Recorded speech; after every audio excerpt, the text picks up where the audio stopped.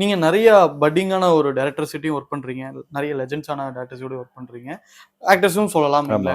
இவங்களோட இது ரொம்ப சூப்பரா இருக்கு. இவங்களோட தாட் ப்ராசஸே சூப்பரா இருக்கு அப்படின்னு யாராவது நீங்க வியக்கிற ஒரு மனிதரா யார சொல்லலாம்? 90% நான் ஒர்க் பண்ண யங் டைரக்டர்ஸ் எல்லாருடைய தாட் ப்ராசஸ் சூப்பர். ம்.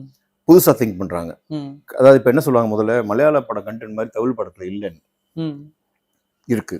ஓகே. வெளிய வரணும். ஓகே. அது வெளிய வரணும். மோஸ்ட்லி வேற தமிழ் படத்துல வந்து இப்போ ஒரு படம் வருது, ஒரு reason K S Ravikumar sir படங்கள், விக்ரமன் சார் படங்கள், இப்படி இருக்கும். பாலச்சந்தர் சார் படங்கள், பாலு மகேந்திரா சார் படங்கள், மகேந்திரன் சார் படங்கள், அதுக்கப்புறம் அடுத்த ஜென்ரேஷன், இப்படி டைரக்டர்ஸ் எல்லாம் வந்துட்டு இருக்காங்க. அப்படி இருக்கும்போது இப்போ கரண்ட் ட்ரெண்டுக்கு வந்து புதுசா வர டைரக்டர் சொல்றேன், ஒருத்தரும் வந்து ஒரு தாட்ல இருப்பாங்க. சரி, இன்னைக்கு கரண்ட் ட்ரெண்ட்ல என்ன பிரச்சனை இருக்கு, நம்ம அதை பண்ணலாம் ஒரு படம். சில பேர் வந்து ஃபுல் அண்ட் ஃபுல் ஸ்டோரி ஓரியன்டா, கண்டென்ட் ஓரியன்டா, டெப்த் உள்ள எமோஷனலா பர்ஃபார்ம் பண்ணக்கூடிய படம். இந்த மாதிரி நிறைய மிக்ஸ்டா டைரக்டர்ஸ் வராங்க. ஸோ எனக்கு என்னன்னா, மலையாள படம் கண்டென்ட்ஸ் இருக்கு, பட் அவங்களுக்கு வாய்ப்புகள் கிடைக்கணும். அந்த மாதிரி கதைகளுக்கு வாய்ப்புகள் கிடைக்கணும். ஏன்னா நம்ம கண்டென்ட் மலையாள படம் மாதிரி இல்லை நம்ம சொல்லிக்கிறதுல பிரயோஜனம் இல்லை. அந்த கண்டென்ட்டை தேடி ப்ரொடியூசர்ஸ் போகணும், இல்லை ப்ரொடியூசர்ஸ் தேடி இவங்க போகணும். அவங்களுக்கு அவங்க டைம் கொடுத்து நரேஷன் கேட்கணும்.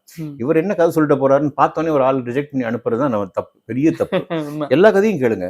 அந்த கதையில் உங்களுக்கு எல்லா கதையிலுமே ஏதாவது ஒரு கதை வந்து கிளிக் ஆகும். கிரியேட்டர்ஸும் வந்து டைரக்டர்ஸும் நிறைய பேர் வருவாங்க. ஸ்க்ரீன் பிளே டைரக்டர்ஸ் பாக்யராஜ் தான் எனக்கு ஃபேவரட் எப்பவுமே. அந்த மாதிரி வந்து ஸ்க்ரீன் பிளே அந்த மாதிரி நிறைய இருக்காங்க.